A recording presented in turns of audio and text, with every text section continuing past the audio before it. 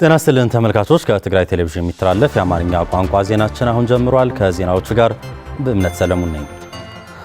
የትግራይ ደም ባንክ አገልግሎት ባጋጠመው የደም እጥረት ምክንያት ተገቢውን አገልግሎት መስጠት አለመቻሉን አስታወቀ። ለ53ኛና ለ41ኛ ጊዜ ደም የለገሱ ወገኖች በበኩላቸው ደም መለገስ ለጤና ያለው ፋይዳ በመረዳት የወገኖችን ሕይወት ለመታደግ ይህንን ማጠናከር እንደሚገባ ገልጸዋል። ብርዛፍ ገብረ ጻድቃን ተጨማሪ ይዛለች። ደም ለሰው ልጆች ጤናና ህልውና ወሳኙን ሚና የሚጫወት ሲሆን ደም መለገስ ደግሞ በአሳሳቢ ሁኔታ ላይ ላሉ ወገኖች መታደጊያ የበጎነት መገለጫ ነው። አቶ ሰለሞን ተክለ ሃይማኖት ለ53ኛ ጊዜ ደም የለገሱ ሲሆን በሀገር አቀፍ ደረጃ ተሸላሚም ሆነዋል። ሲስተር ብርቱካን አርአያ በበኩላቸው ለ41ኛ ጊዜ ደም በመለገስ ለወገን አለኝታነታቸው አሳይተዋል። እነዚህ በጎ ግለሰቦች በመቀለ ደም ባንክ አገልግሎት ደም ሲለግሱ ያገኘናቸው ሲሆን ለበርካታ ጊዜያት ባለማቋረጥ ደም መለገሳቸውን በመግለጽ በጤናቸው ምንም አይነት እክል እንዳላጋጠማቸውና ይልቁንም የተሻለ የጤና ሁኔታና መንፈሳዊ እርካታ እንደሚያገኙበት ይገልጻሉ። 53 ጊዜ ነው የለገስኩት። አሁን 53ኛ ጊዜ ማለት ነው። ያነሳሳ ያው በራሴ ህመም የነበረው ኩላሊት ችግር ነበረኝ። በመጨረሻ ግን ያው በቤተሰብ ደም አምጣ ሲባል ተመረመርኩና የባለቤቴና የባለቤት እህት ወንድም ሆኖ ነው የደም የለገሱልኝ። ከዛ በፊት እውቅና የደም ልገሳ አላውቀውም። የደም እክል 53 ጊዜ በምለግስበት እስካሁን ድረስ አንዲት ቀን ታምሜ አላውቅም። ወይ ራስ ያዙሪት ወይ ልብ ወይም የሆነ የመንገዳገድ ነገር የለብኝም። እግዚአብሔር ይመስገን ጤነኛ ነኝ። ደም ልገሳ ምንም ጉዳት እንደሌለው በጤንነት ላይ የሚያመጣው ምንም አይነት ጠንቅ ወይም የሚያስከትለው ነገር እንደሌለ አውቀው ደም እንዲለግሱ ለበረታታቸው እፈልጋለሁ። ያው ለ41 ጊዜ ለግሼ ለ42ኛ ጊዜ ልለግስ ነው ያልኩኝ በቅርብ ጊዜ ማለት ነው። እና ምንም ነገር አልሆንኩም። በሚገባ ጤናዬ የተጠበቀ ነው። ምንም የሆንኩት ነገር የለም። ያውን በቃ እንዲህ እየሮጥኩ ነው በቃ አገልግሎት ራሱ የምሰጠውና ምንም አይጎዳም። ስለማይጎዳ እህቶቼ ወገኖቼ ለወገኖቻችሁ ለመድረስ ለግሱ ለላቸው ፈልጋለሁ። ሆኖም በበጀት እጥረት፣ በማህበረሰብ ግንዛቤ ማነስ እንዲሁም የቋሚ ደም ለጋሾች ቁጥር ማነስ በመሳሰሉ ምክንያቶች በቂ ደም መሰብሰብ ባለመቻሉ የደም እጥረት ማጋጠሙን የመቀለ ደም ባንክ አገልግሎት አስተባባሪ አቶ መኮንን አስፋ አስታውቀዋል። መቀለ ደም ባንክ በ2017 ዓመተ ምህረት 14000 ዩኒት ደም ለመሰብሰብ ፕላን አድርገን እየሰራን መጥተናል። መሰብሰብ የነበረብን 9333 ዩኒት ደም መሰብሰብ ነበረብን። እስካሁን መሰብሰብ የቻልነው ግን 7000 ነው። ስለዚህ አፈጻጸሙ ስናይ ወደ 75% ነው አፈጻጸሙ። ስለዚህ ከያዝነው አነስተኛ ፕላናችን ራሱ አነስተኛ ነበር። ምክንያቱም በተለያየ ምክንያት ፕላን ስታወጣ የተለያየ ነገሮች ታሳቢ ታደርጋለህ። አንድ የህብረተሰቡ የመስጠት ፍላጎት፣ ሁለተኛ መንግስት የመደበልህ ባጀት፣ ሌሎች አክሰሶች መሰረት አድርገህ ነው ፕላን የሚያዘውና በዚህ ምክንያት ከሚያስፈልገው ዝቅ ያለ ፕላን ነበር የያዝነው። ቢሆንም ግን የያዝነው አነስተኛ ፕላንም ቢሆን መፈጸም ያልቻልንበት ሁኔታ ነው ያለው። ደም በመለገስ አደጋ ላይ ያለውን የሰው ህይወት ከመታደግ በተጨማሪ ለጋሹም ከተለያዩ በሽታዎች እንደሚከላከል ያስገነዘቡት አቶ መኮንን ማህበረሰቡ ደም ሊለግስ እንደሚገባ አሳስበዋል። አያይዞም የመቀለ ደም ባንክ አገልግሎት ከደም እጥረት በተጨማሪ በአሁኑ ሰዓት የበጀትና የነዳጅ እጥረት ተግዳሮቶች እንደሆኑበት ጠቁመዋል። 2 ጄኔሬተር አለን። እነዚህ 2 ጄኔሬተሮች መብራት ሲጠፋ በየተራ ኃይል እንዲሰጡ ታስቦ የተዘጋጁ ጄኔሬተሮች ናቸው። ግን በአሁኑ ወቅት ሙሉ ለሙሉ ነዳጅ ባለማግኘታችን ሙሉ በሙሉ ቆመዋል። ሁለቱም ስራ እየሰጡ አይደለም። ስለዚህ የደም ደህንነቱ ማረጋገጥ የማንችልበት ሁኔታ ላይ ነው የሚገኘው። ብዙ ቦታዎች ተንቀሳቅሰን ደም መሰብሰብ ሲገባን አሁን እየሰራን ያለን በነዳጅ ምክንያት ነዳጅ ባለማግኘታችን ምክንያት ተጓጉዘን ደም መሰብሰብ የማንችልበት ደረጃ ላይ ደርሰናል። ይሄም ተጨማሪ በቂ ደም እንዳናገኝ እንቅፋት ከሚሆንብን አንዱ ይሄ ነው።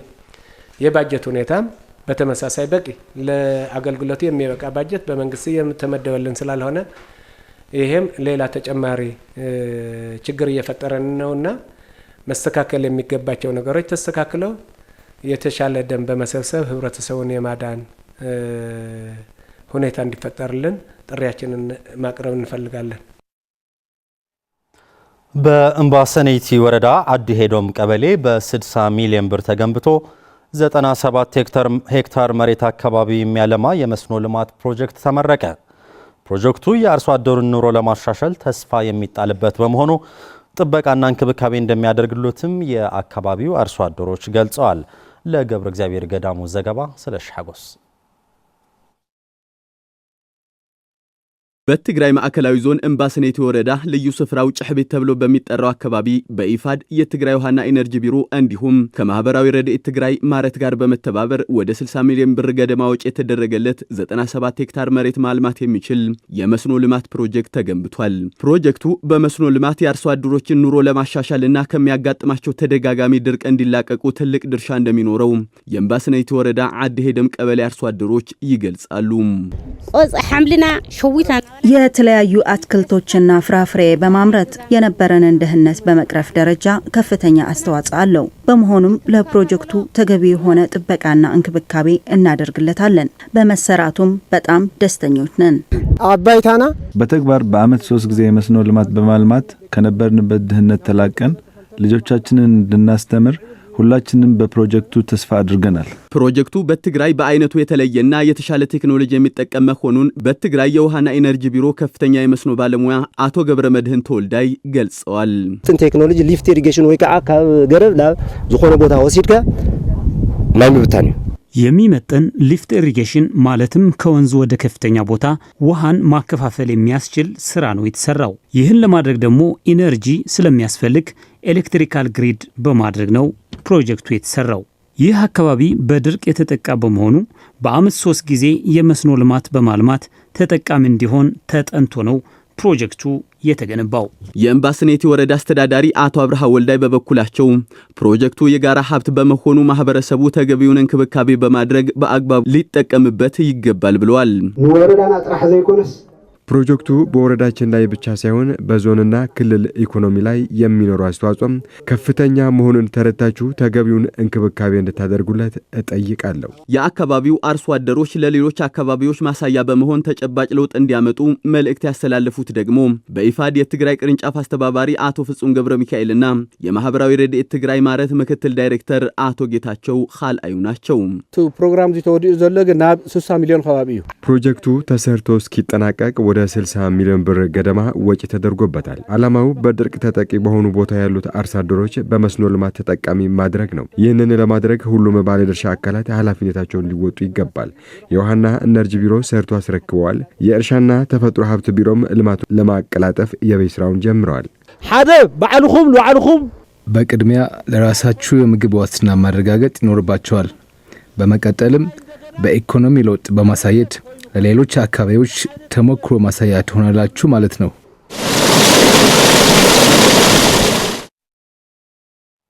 የህብረተሰብን የሕክምና አገልግሎት ወጪ የሚቀንሰው የጤና መድህን አገልግሎት በትግራይ አተገባበሩ ዝቅተኛ መሆኑን ተገለጸ። በምክንያትነት የግንዛቤ ማነስ ተጠቃሽ ሲሆን የህብረተሰብን ግንዛቤ ለማሳደግ እየተሰራ እንደሚገኝ የትግራይ የጤና መድህን አገልግሎት አስታውቋል። ለንስሐ ተስፋይ ዘገባ ፍሬወት ወልደ መድህን። የጤና መድህን አገልግሎት ግለሰቦች የጤና መታወክ በሚገጥማቸው ጊዜ አስቀድሞ በሚፈጸም አነስተኛ ክፍያ የጤና አገልግሎት የማግኘት ዋስትናቸው የሚያረጋግጡበትና ከከፍተኛ የሕክምና ወጪ የሚጠበቁበት ስልት ነው። በገንዘብ እጦት ምክንያት በቂ የሕክምና አገልግሎት ያለማግኘት ስጋትንም ጭምር እንደሚቀንስ የዘርፉ ባለሙያዎች ይገልጻሉ። ይህ አሰራር በተለይም በዝቅተኛ የኑሮ ደረጃ ላይ የሚገኙ የማህበረሰብ ክፍሎችን ከነቤተሰቦቻቸው በጤና ተቋማት የሕክምና አገልግሎት እንዲያገኙ የሚያስችል በመሆኑ ትልቅ ሚና አለው ሲሉ በትግራይ የጤና መድን ባለሙያ የሆኑት አቶ ተስፋይ ሐድሽና አቶ ገብረ ዮሐንስ ገብረ መድን ያስረዳሉ። ናይ ሕዚ ዘሎ ግልጋሎት ጥዕና ዋጋ ንፈልጦ ኢና። ግልጋሎት ጥዕና ብዶላር እዩ። አሁን ላይ ያለው የጤና አገልግሎት ዋጋ ከፍተኛ ነው። ምክንያቱም አብዛኞቹ መድኃኒቶች ከውጭ የሚመጡ በመሆናቸው በዶላር ነው ግብይታቸው። አገር ውስጥ የሚመረቱትም ግብአታቸው ከውጭ ነው የሚመጣው። ስለዚህ ይህን ለመቅረፍ ማህበረሰቡ መመሪያው ባስቀመጠው መሰረት በየአቅሙ በአመት አንዴ ክፍያ በማከናወን ህመም ባጋጠመው ወቅት አገልግሎት የሚያገኝበት ሁኔታ ተመቻችቷል። ዝናአሰ ክፍሊት ንዋዕሉን ንስድሮኡን በቅናሽ ክፍያ ከራሳቸው አልፎ ቤተሰቦቻቸውን የሕክምና አገልግሎት የሚያገኙበትን የጤና መድን አባል ይሁኑ በሚል ነው ማህበረሰባችን የማነቃቃት ስራችን እየሰራን ያለ ነው። በሌሎች ክልሎች ይህ አሰራር ሙሉ በሙሉ በሚባል ደረጃ ተግባራዊ የተደረገ ቢሆንም በትግራይ ግን በታቀደለት ልክ እየሄደ እንዳልሆነ ያስረዱት ባለሙያዎቹ ይህን ለመቅረፍም ማህበረሰቡን ግንዛቤ ማስጨበጥ ስራ እየተሰራ መሆኑን ይናገራሉ።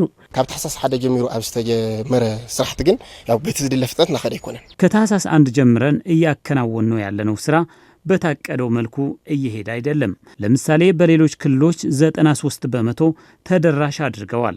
በትግራይ ግን ወደ 10 በመቶ ብቻ ነው ተደራሽ የሆነው። እንደ ቢሮም ይህን ለመፍታት ወደ ታች በመውረድ ለህብረተሰቡ ግንዛቤ እየሰጠን እንገኛለን።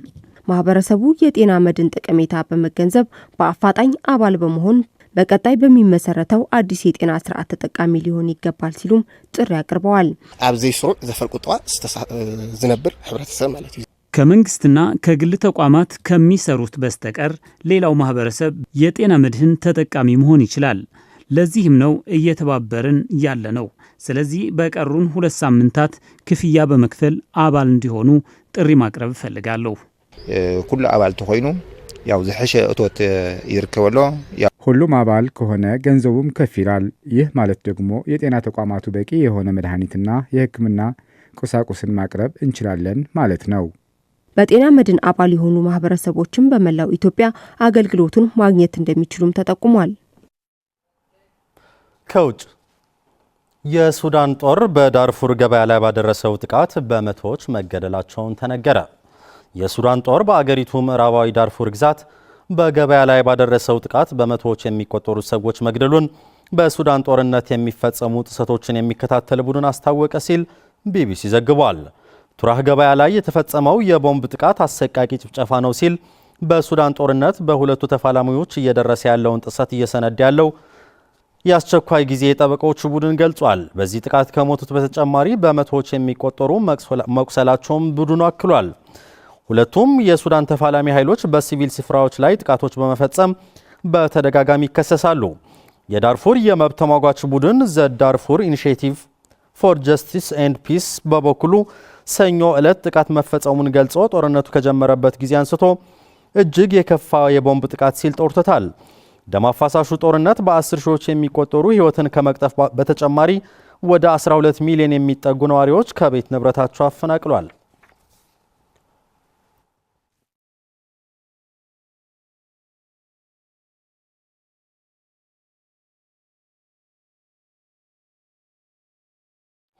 በመጨረሻ ሩሲያና ዩክሬን ጥቁር ባህር ላይ የተኩስ አቁም ለማድረግ ተስማሙ። ሩሲያና ዩክሬን ጥቁር ባህር ላይ የሚያደርጉት ጦርነት የሚያስቆም የተኩስ አቁም ስምምነት መፈረማቸውን ቢቢሲ ዘግቧል። ሀገራቱ የተኩስ አቁም ስምምነት የተፈራረሙት በሳዑዲ አረቢያ ውስጥ በየግላቸው ከዩናይትድ ስቴትስ ጋር ባደረጉት ስምምነት ነው በማለት ሁሉም ወገኖች አስተማማኝና ዘላቂ ሰላም ለማምጣት ይሰራሉ፣ አስፈላጊ የሆነው የንግድ መተላለፊያም ይከፈታል ብሏል ዘገባው። ዋይት ሃውስ ባወጣው መግለጫም ሁለቱ ሀገራት ከዚህ በፊት የገቡትን የኃይል ማመንጫ መሰረተ ልማት ላይ ጥቃት ያለማድረስ ስምምነት ለማጠናከርም መስማማታቸውን ዘገባው አክሎ ገልጿል። ነገር ግን ሩሲያ የጥቁር ባህር የተኩስ አቁም ስምምነት ተግባራዊ የሚሆነው የምግብና ማዳበሪያ ንግዷ ላይ የተጣሉ ማዕቀቦች ሲነሱ መሆኑን አስታውቃለች። በአንጻሩ የዩክሬኑ ፕሬዝዳንት ቮሎዲሚር ዜሌንስኪ በጥቁር ባህር ላይ የተኩስ አቁም ስምምነት ለማድረግ የተገባውን ስምምነት በማወደስ ስምምነቱ ተግባራዊ ይሆናል የሚለውን ለማወቅ ጊዜው ገና ቢሆንም ውይይቶቹ መደረጋቸውን ግን ትክክለኛ እርምጃ ነው ሲሉ ከኪየቭ ለጋዜጠኞች በሰጡት መግለጫ አስታውቀዋል።